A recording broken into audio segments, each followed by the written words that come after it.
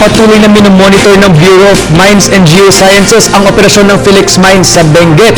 Ito upang matiyak na di na maulit ang pagtagas ng peligrosong kemikal mula sa naturang minahan. May report si Jonathan Llanes ng PTV Baguio. Pagkamat ganap na natakpan ng Philex Mines nang tumagas sa trading stand 3 nito noong buwan ng Agosto, patuloy pa rin minamatsagaan ng Mines and Geosciences Bureau Coordinator ang isinasagawang safety measures ng nasabing kumpanya.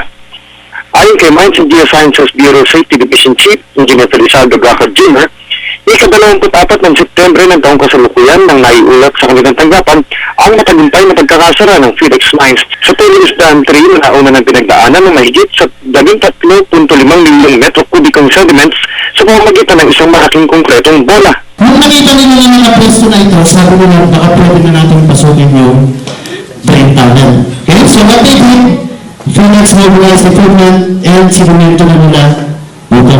First is a 16 meters na concrete plot. Yung buong tunnel, 16 meters ang binuhusan nila ng semento. Okay? And actually, the plan was 16, 15, 45. Pero as of today, they were able to pour around 61 meters already of the concrete plot. Okay? As to whether that will, we will still have to evaluate that later. But Kaya nito, nananatili pa rin anya ang suspension order sa nasabing kumpanya na kung saan aabot sa 1.3 bilyong piso ang multang naipataw sa kanila ng nasabing tanggapan dahil sa pagkakatagas ng mga mining sediments. what's happening now? Yung suspension order na pinagawa ni Director Rapid still holds. It's still in effect. Okay? Suspension is indefinite. When will you lift the suspension?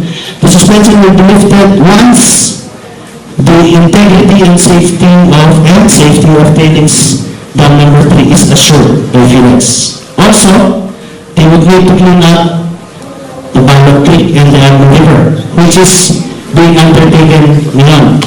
Mula sa Mansa ng Baguio at para sa Telebisyon ng Bayan, Jonathan Llanes.